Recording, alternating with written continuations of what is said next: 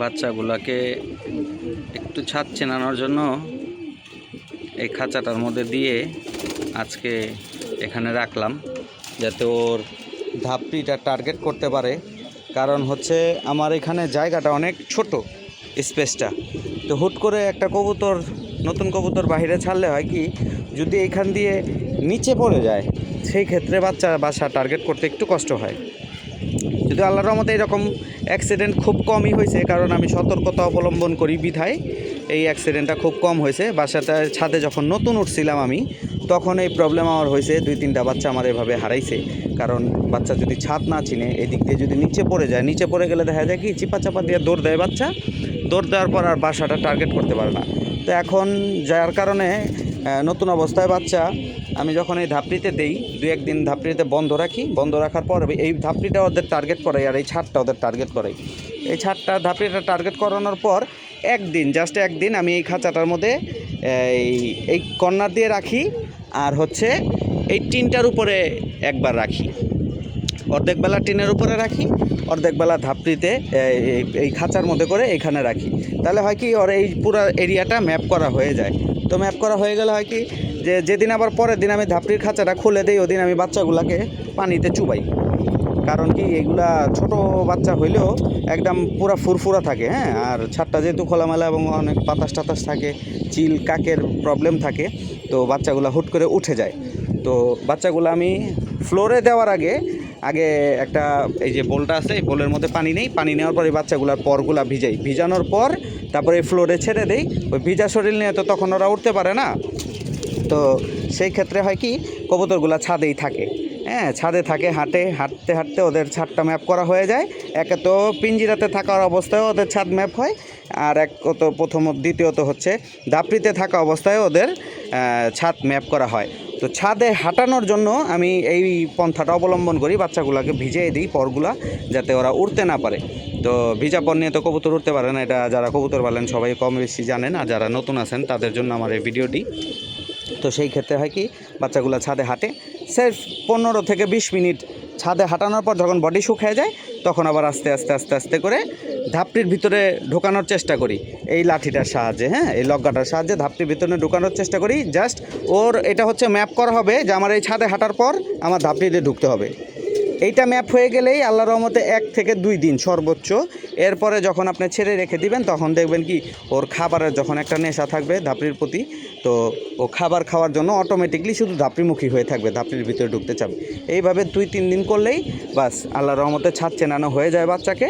তো তারপর আস্তে আস্তে দেখা যায় ছাদ থেকে এই লগ্গাটার সাহায্যেই একটা করে কবুতর খোঁচা দিয়ে এই টিনের মধ্যে উঠাই। এই টিনটা যখন আবার একদিন চেনা হয়ে যায়, ম্যাপ করা হয়ে যায়, তখন করে কি 2-3 দিন পর যদি বাচ্চার কন্ডিশন বুঝে যে বাচ্চারা লোথা টাইপের কিনা, বাচ্চারা ফুরফুরা টাইপের কিনা, তখন একটা করে বাচ্চা খোঁচা দিয়ে 2-4টা করে বাচ্চা যখন চক্কর দিয়ে বসে, তখন বাচ্চার এই এরিয়াটা পুরাটা ম্যাপ হয়ে যায়। তো এইভাবেই আমরা আসলে বাচ্চা ফিটিং করে থাকি, এবং এই বাচ্চাগুলোও ঠিক এইভাবেই ফিটিং করছি। আল্লাহর অশেষ রহমতে দেখেন বাচ্চাগুলো এখনও উঠতেছে, মাশাআল্লাহ পুরা ফুরফুরা আছে আল্লাহর অশেষ রহমতে। সুন্দর বাতাসের মধ্যে বাচ্চাগুলো খেলতেছে, দুলতেছে, এবং ওয়েদারটা দেখেন, আকাশটা দেখেন কত সুন্দর, সূর্য মামা ওখান দিয়ে ডুবতেছে। তো এইভাবে আমি আসলে বাচ্চা ফিটিং করে থাকি। নতুন বাচ্চাগুলা আমার জন্য একটু সুবিধা হয়, কারণ স্পেসটা কম থাকার কারণে যদি আমি ডিরেক্ট বাচ্চা ছেড়ে দিই, আর বাচ্চা যদি একবার উঠে যায়, তো সেই ক্ষেত্রে বাচ্চা জালালির সাথে অ্যাড হয়ে যায়। না হয় দেখা যায় আরও যারা আছে আমার আশেপাশে হুরিপদার, এরা ধরে ফেলে। তো এই যে ভিউয়ার্স দেখেন, গতকালকে বাচ্চাগুলো এই ধাপড়িতে দিছিলাম, আজকে সকালবেলায় টিনের উপরে দিছি, আর বিকালে আমি আইসা 15-20 মিনিট টিনের উপরে দিছি, এবং এখানে হবে 10-15 মিনিটের মতো। তো বাচ্চাগুলো দেখেন কীভাবে ধাপড়িমুখী হয়ে গেছে। সবগুলো বাচ্চা ঘর থেকে বের হয়ে ধাপড়িতে ঢোকার জন্য ওরা পাগল হয়ে আছে। তো একটু পর আমি কি করব, ধাপড়ির সামনে এখানে খাঁচাটা খুলে দিব, যাতে সবগুলা বাচ্চা বের হয়ে ধাপড়ির ভিতরে ঢুকে যায়। কবুতরগুলো নামতেছে, মাশাআল্লাহ, আলহামদুলিল্লাহ।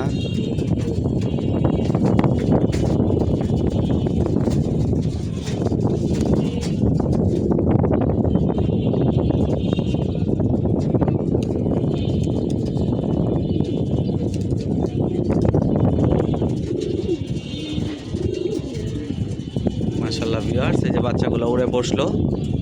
প্রচুর বাতাসে আসলে কথা বলতেও প্রবলেম হইতেছে যে আপনারা শব্দ শুনবেন কি না আমার কথার, কারণ বাতাসেরও আওয়াজ আছে। এই 5টা বাচ্চা এখন উঠতেছে আর বাকি বাচ্চাগুলো বসে গেল মাশাআল্লাহ।